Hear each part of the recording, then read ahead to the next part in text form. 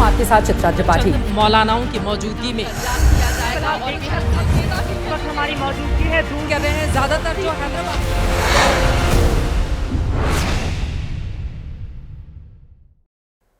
Orient bell tiles studio से आप देख रहे हैं एबीपी न्यूज।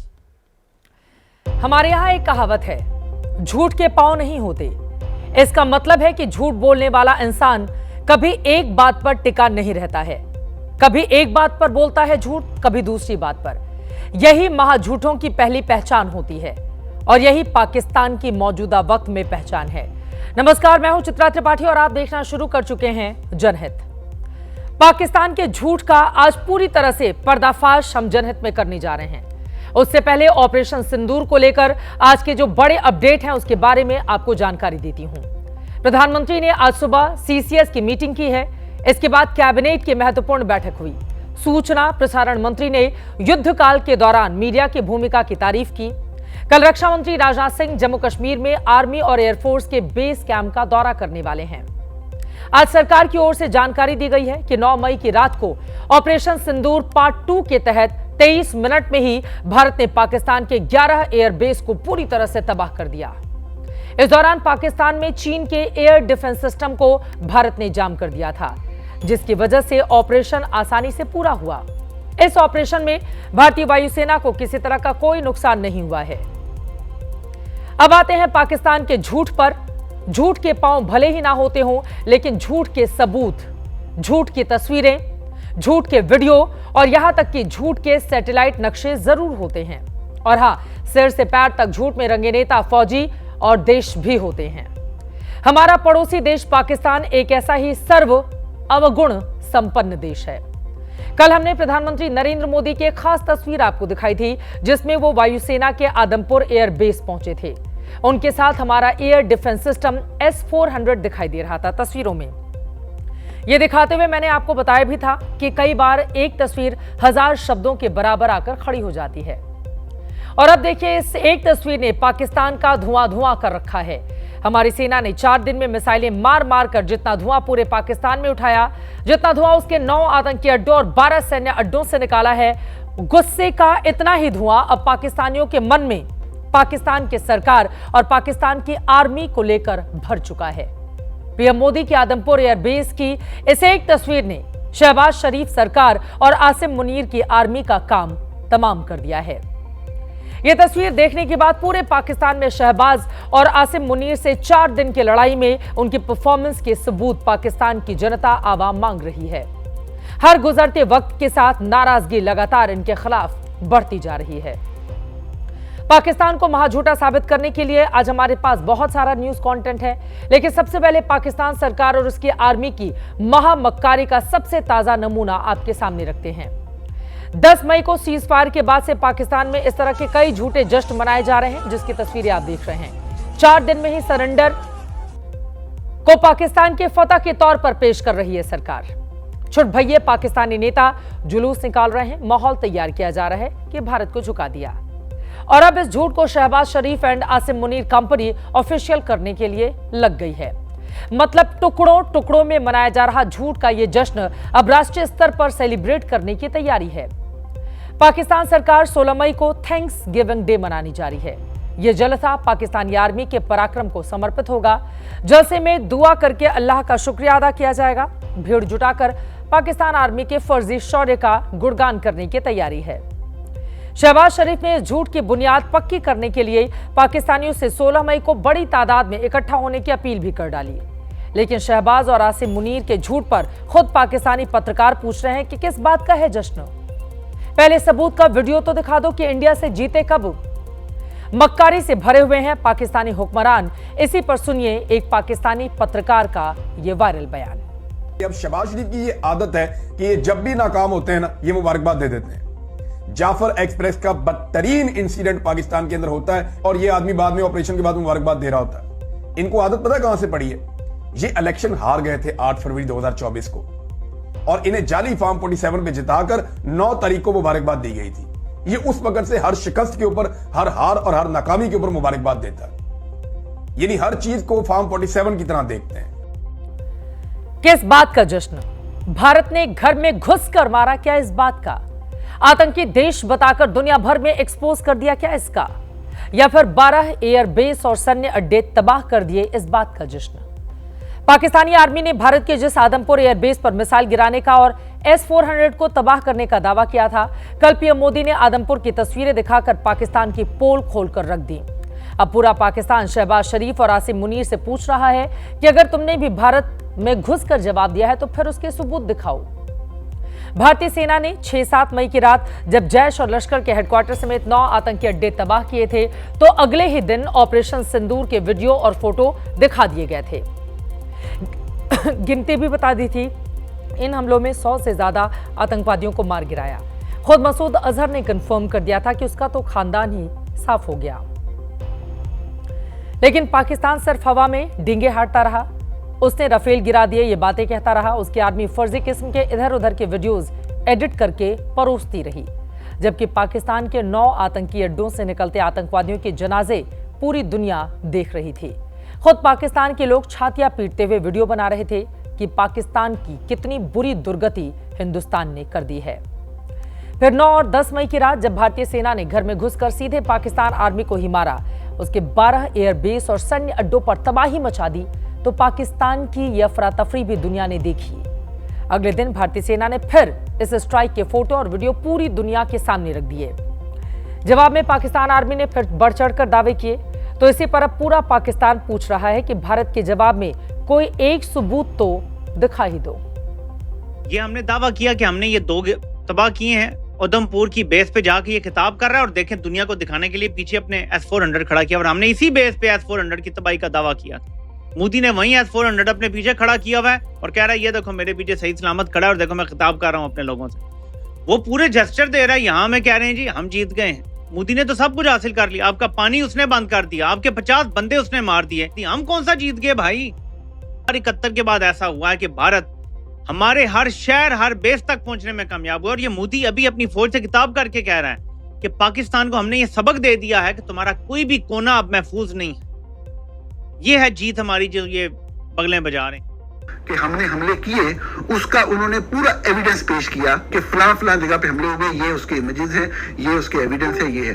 जो पाकिस्तान की तरफ से हमले किए गए शायद जरा जल्दी में फैसला हुआ, शायद इसलिए इनके पास वो इमेजरी नहीं है, तो पाकिस्तान का बहुत ज्यादा नुकसान हुआ। एक एक ड्रोन के हवाले से भी बाद एक एक ड्रोन से एक 2 बंदे मारे गए। इवन जो रावलपिंडी में जो क्रिकेट स्टेडियम में करीब ड्रोन गिरा उसमें भी बंदा मारा गया। जो तो जानी नुकसान तो पाकिस्तान का बहुत ज्यादा हुआ। हमारे जिस जगह पे हमें सब रिपोर्ट हुआ है, एग्जैक्ट लोकेशन रिपोर्ट हुई है, नूर खान एयरबेस का पूरी दुनिया ने लाइव देखा है। पाकिस्तान के लिए अब हम उसके एयरबेस पर मची तबाही की कुछ और नई सैटेलाइट पिक्चर्स सामने रखने जा रहे हैं। इन्हें देखकर आप समझ जाएंगे कि पाकिस्तान कैसे एक झटके में घुटनों पर आया और खुद ही सीज फायर के लिए गिड़गिड़ाने लगा। पहली तस्वीर जो पाकिस्तान के नूर खान एयरबेस की है। एक तस्वीर हमले से पहले की और दूसरी तस्वीर हमले के बाद की। नूर खान एयरबेस इस्लामाबाद से सिर्फ 10 किलोमीटर दूर रावलपिंडी में है। यहीं पर पाकिस्तानी एयरफोर्स कॉलेज है और यहीं पर पाकिस्तान के बड़े नेताओं और सेना के आला अधिकारियों के इस्तेमाल में आने वाले प्लेन खड़े रहते हैं। अगली तस्वीर पाकिस्तान के सरगोधा एयरबेस की, जो पाकिस्तान के पंजाब प्रांत में है। इसी सरगोधा के पास किराना परमाणु केंद्र है। हमले से पहले और बाद की तस्वीरों में आप तबाही साफ साफ देख सकते हैं। न्यूक्लियर डिलीवरी प्लेटफॉर्म इसी सरगोधा में है। सुकूर एयरबेस पाकिस्तान के सिंध प्रांत में है। जमशोरो जिले के इस एयरबेस को भी भारत ने बर्बाद कर दिया। यह कराची और पाकिस्तानी हैदराबाद के बीचों बीच पड़ता है।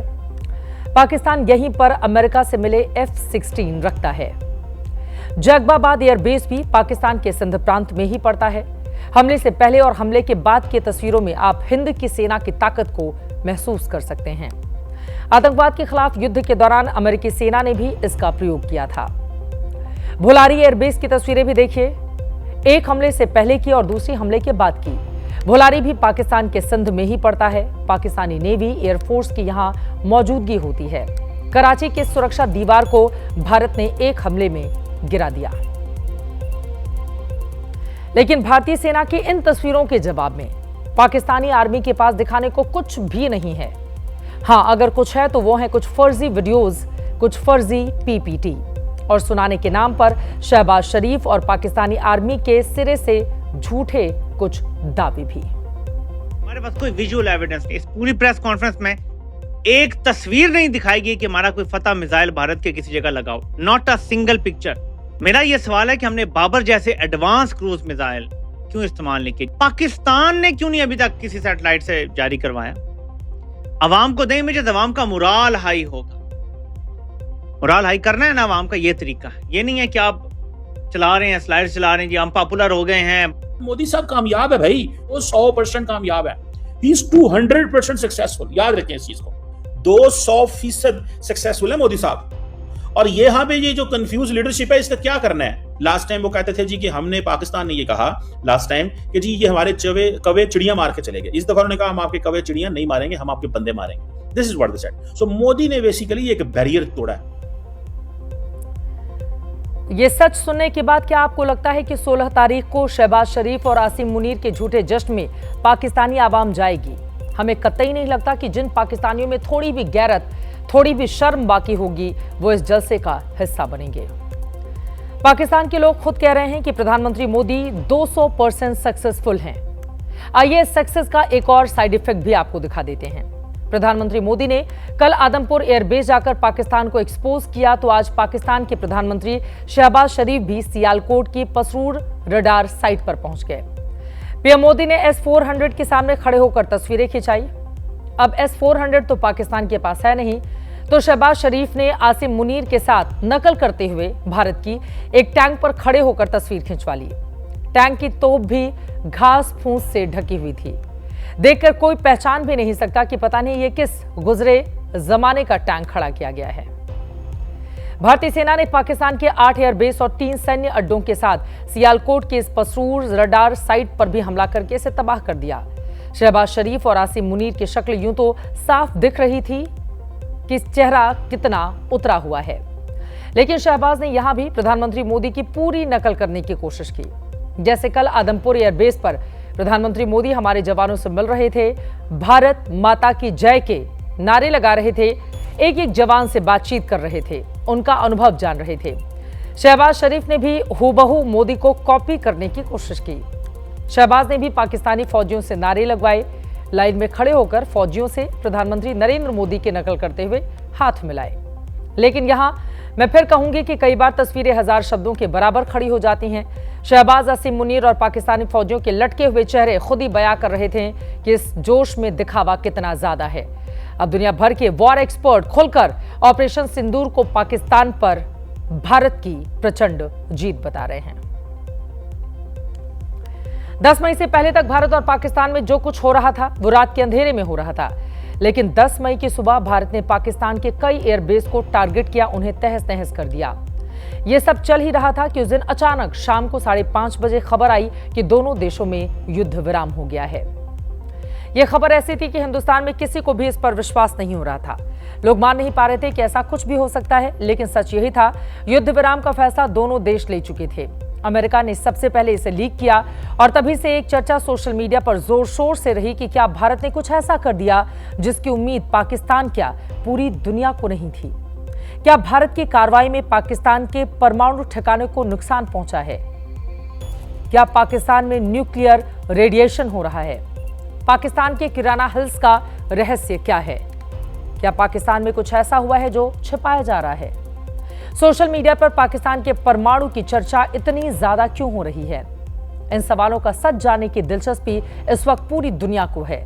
हर कोई अपने अपने हिसाब से इन सवालों का जवाब तथ्यों और जानकारी के आधार पर तैयार करके पेश कर रहा है।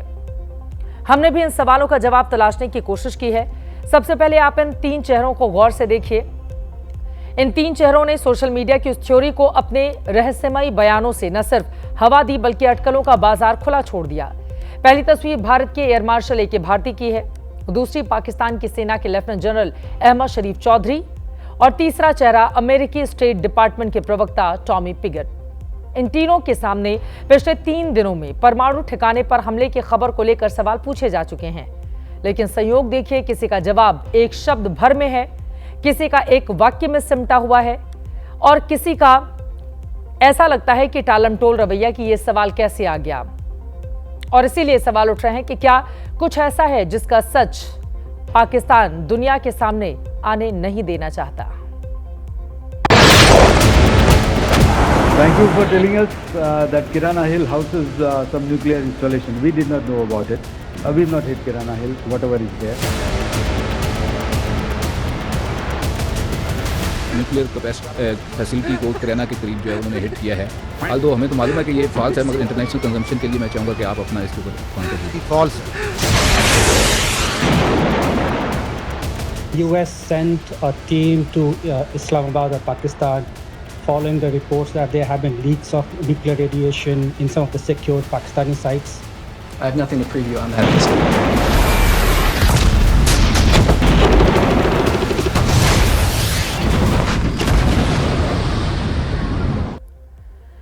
दरअसल भारत ने 9 मई की रात और 10 मई की सुबह पाकिस्तान के दर्जन भर एयरबेस को टारगेट किया, हिट किया और बड़ा नुकसान पहुंचाया।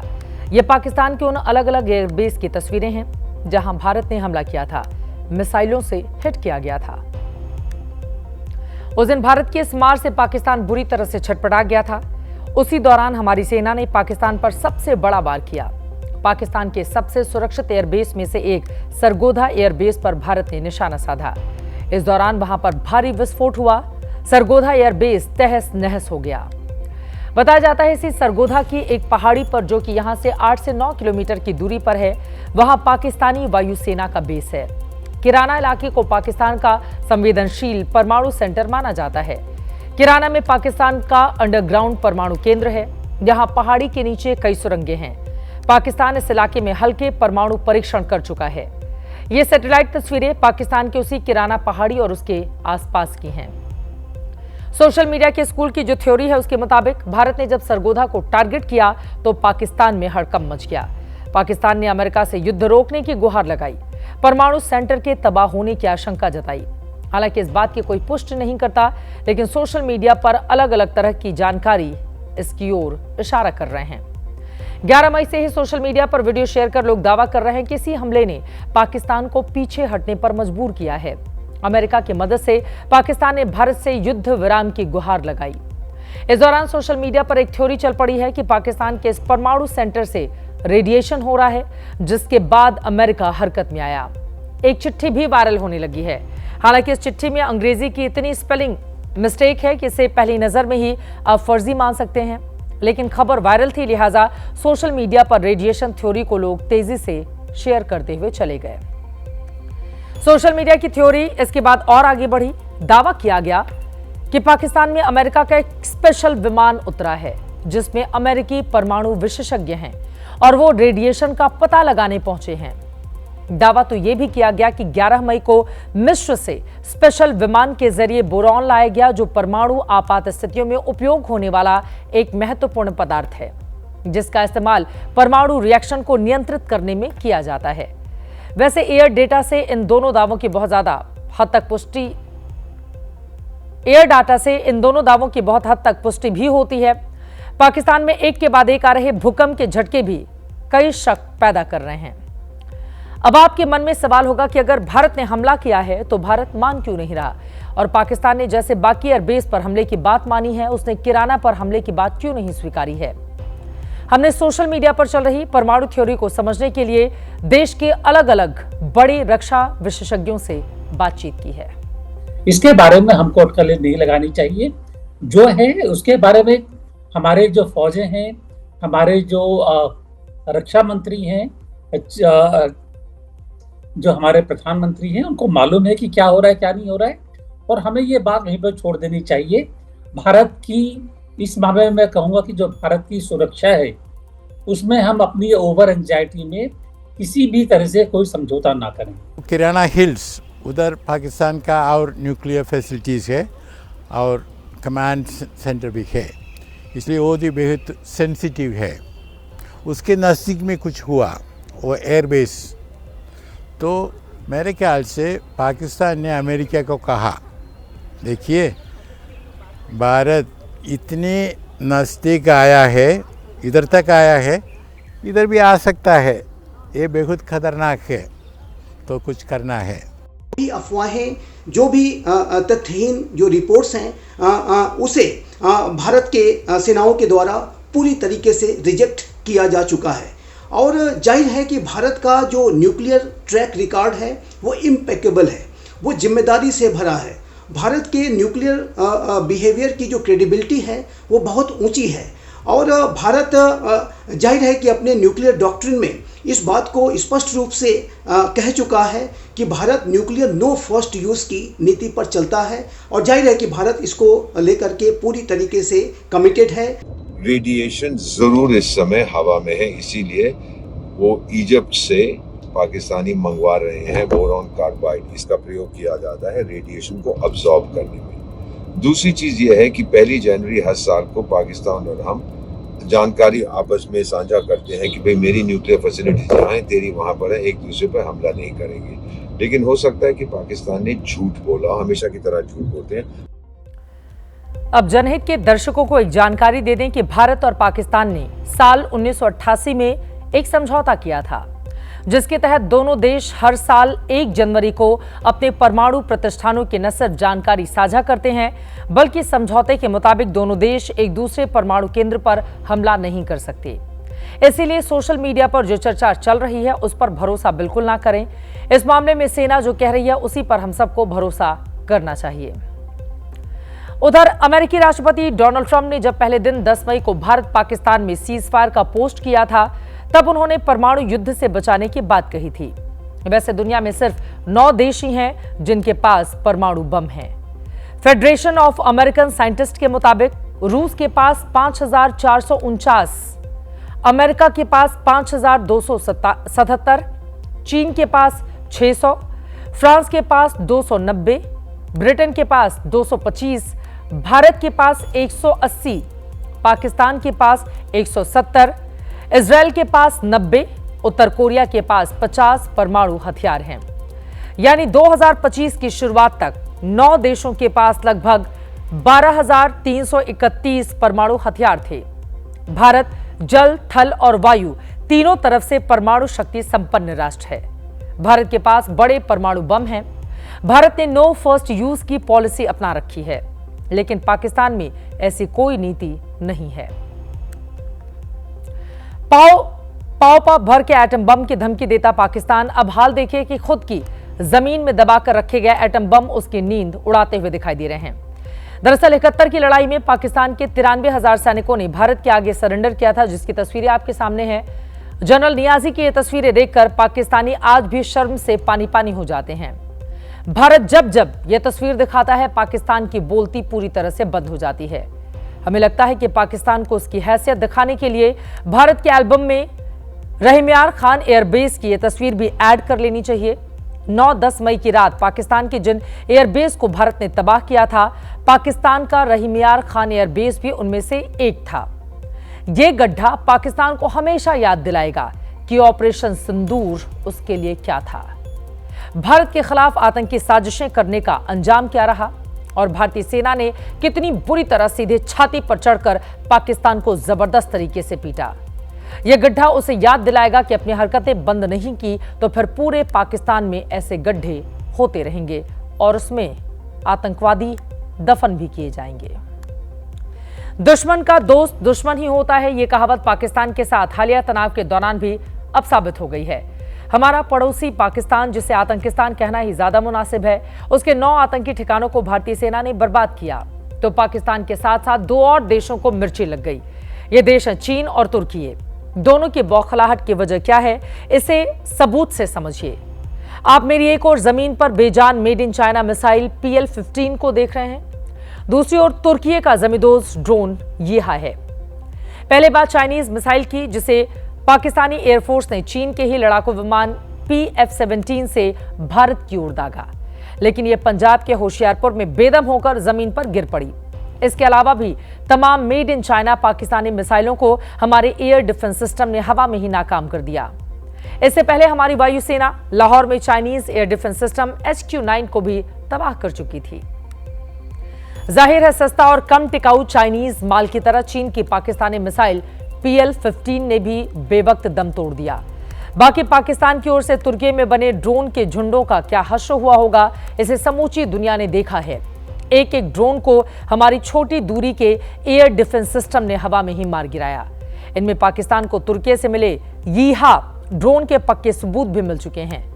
ऑपरेशन सिंदूर के दौरान सिर्फ पाकिस्तान की हिमाकत ही चूर चूर नहीं हुई है, बल्कि उसके हथियार सप्लायर चीन और तुर्की का घमंड भी भारत ने कर दिया है चकनाचूर।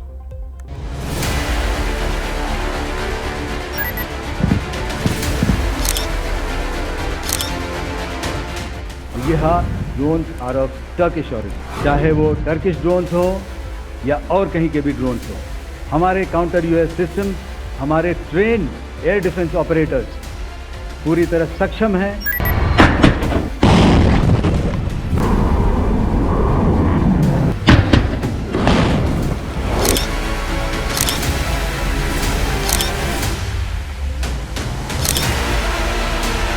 हमारी देश की जो इंडिजिनस कैपेबिलिटी है काउंटर यूएस के लिए, उसने दिखा दिया है कि चाहे किसी भी तरह की टेक्नोलॉजी आ जाए, हम उसको काउंटर करने के लिए तैयार हैं।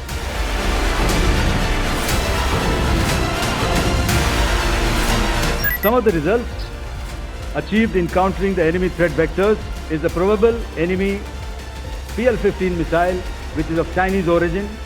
This missile has missed its target, and you can see the pieces now which are available.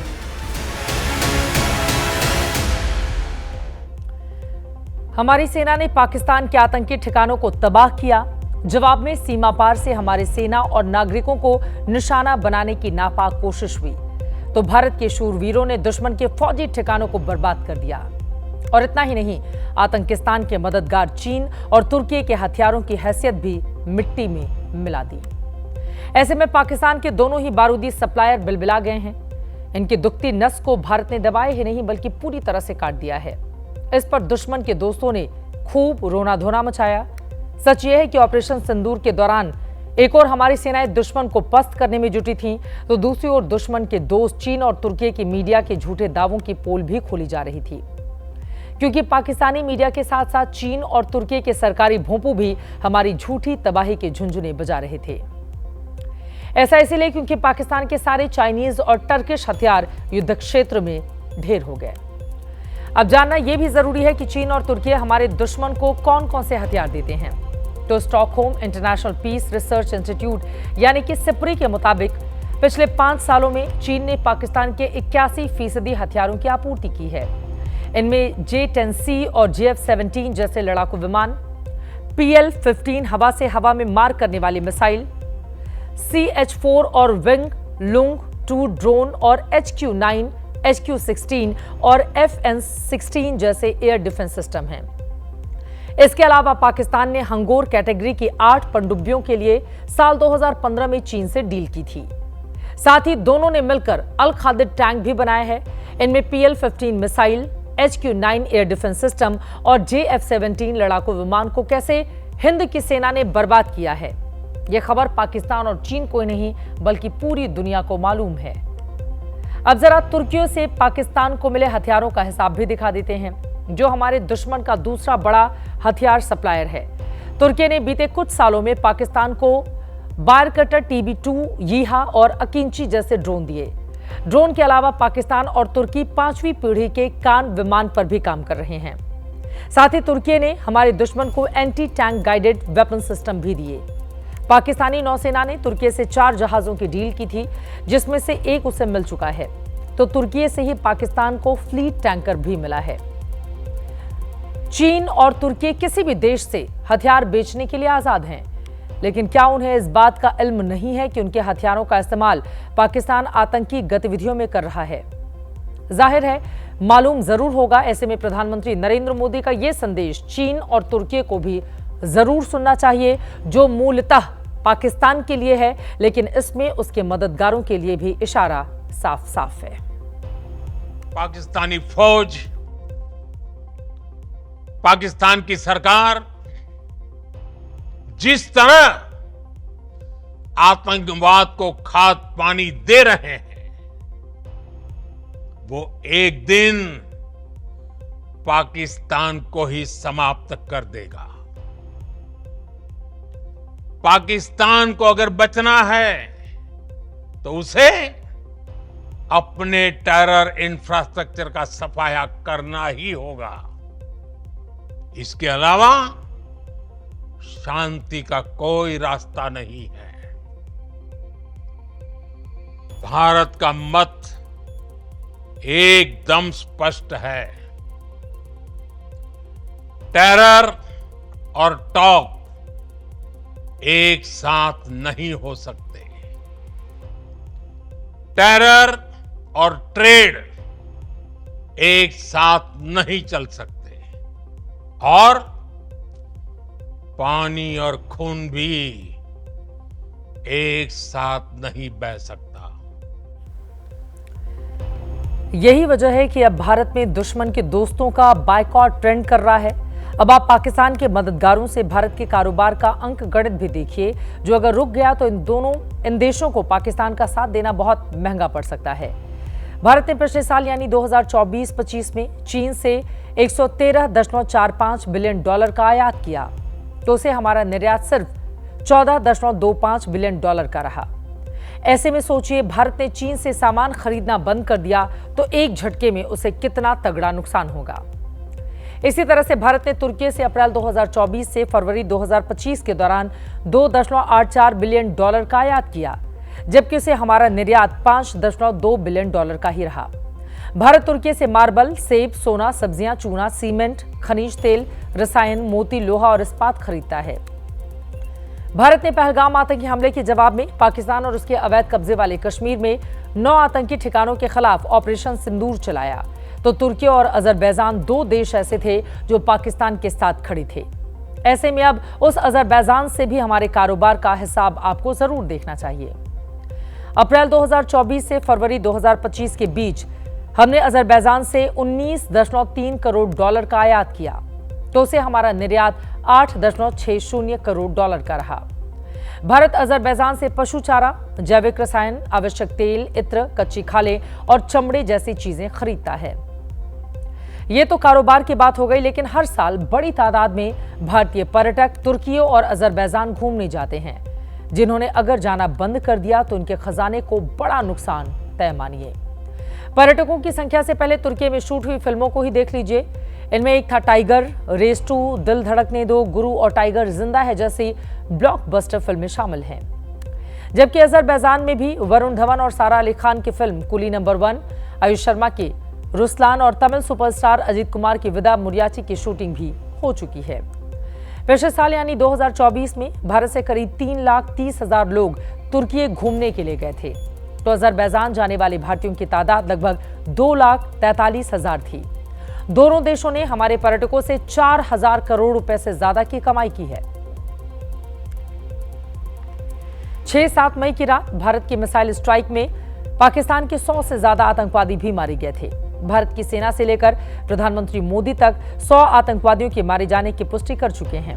अब पाकिस्तान की सरकार ने ऐलान किया है कि वो मारे गए आतंकवादियों के परिवार को मुआवजा देने वाली है। रैंक के हिसाब से इन आतंकवादियों के परिवार वालों को शहबाज सरकार पैसे तो देगी ही, जिन आतंकी कैंपों को भारत ने ऑपरेशन सिंदूर के तहत जमींदोज किया, उन कैंपों को भी पाकिस्तान की सरकार दोबारा बनवाएगी। मतलब IMF से जो करोड़ों डॉलर पाकिस्तान को मिले हैं, वो अब आतंकवादियों पर खर्च होने जा रहे हैं। और भारत तो पहले से यही बातें IMF को समझाता रहा है। एक तो पाकिस्तान की सरकार ने कहा है कि जो भी ठिकाने भारत की कार्रवाई में तबाह हुए हैं, उन्हें वहां की सरकार अपने पैसे से बनवाएगी। यानी पाकिस्तान में जैश-ए मोहम्मद का जो हेडक्वार्टर है, उसका पुनर्निर्माण कराया जाएगा।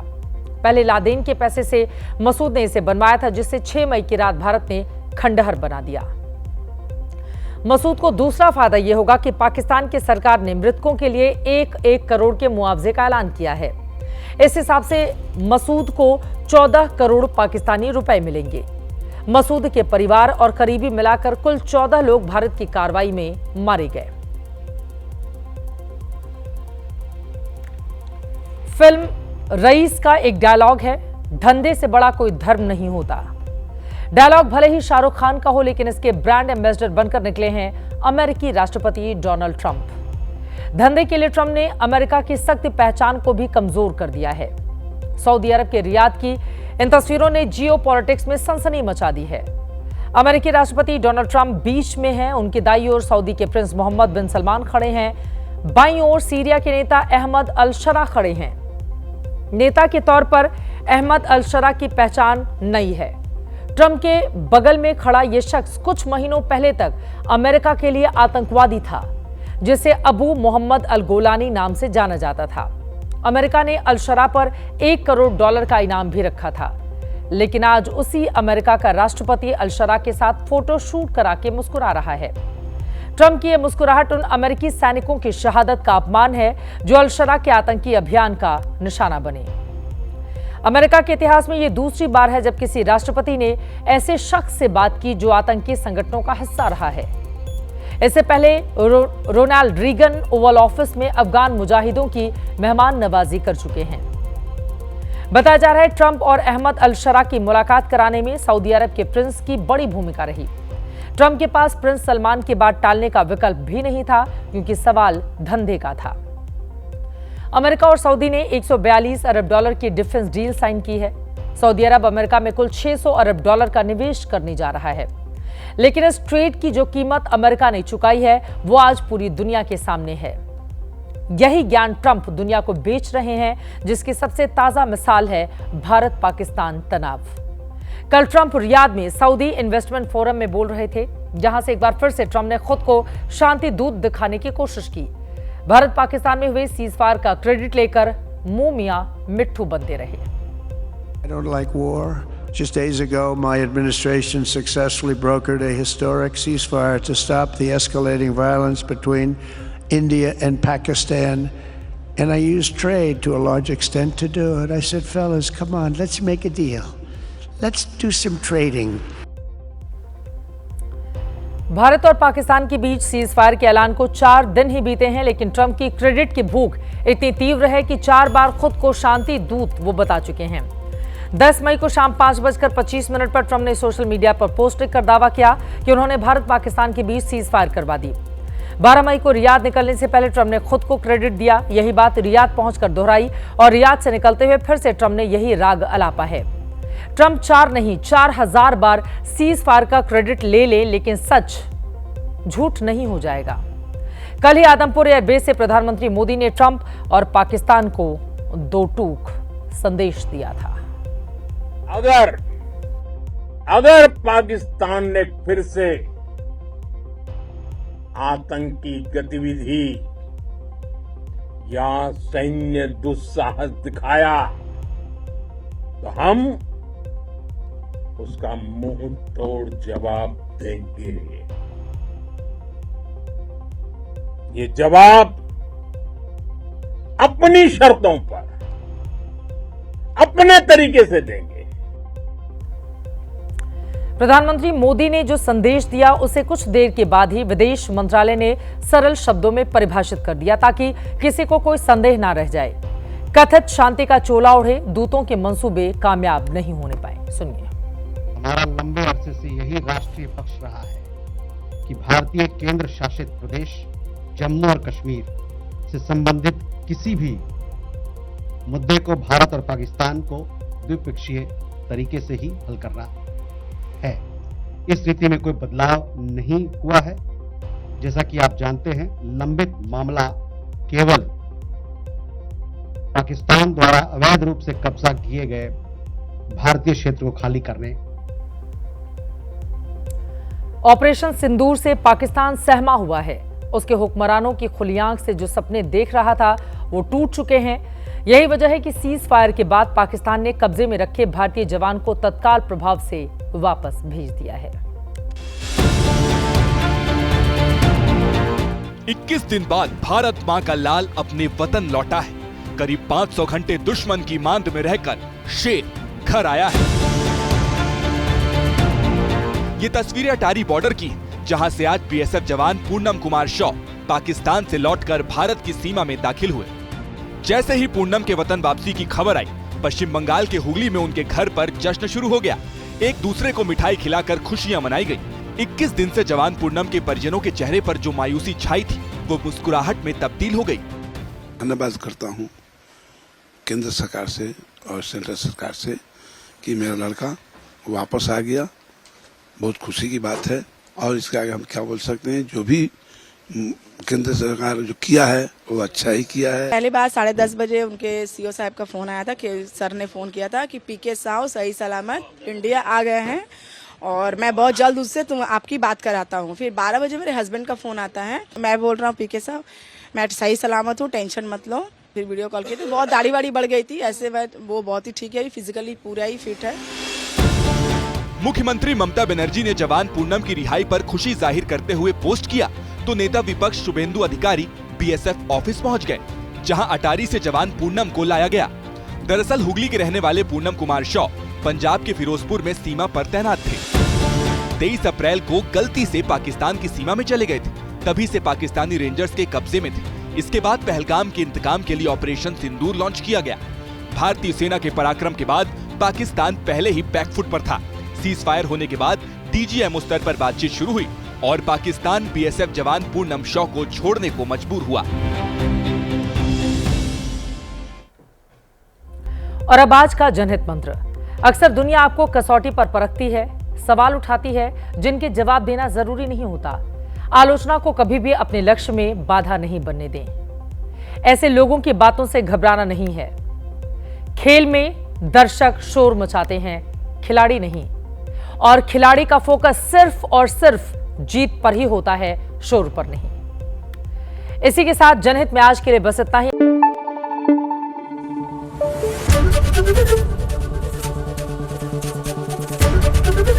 एबीपी न्यूज आपको रखे आगे।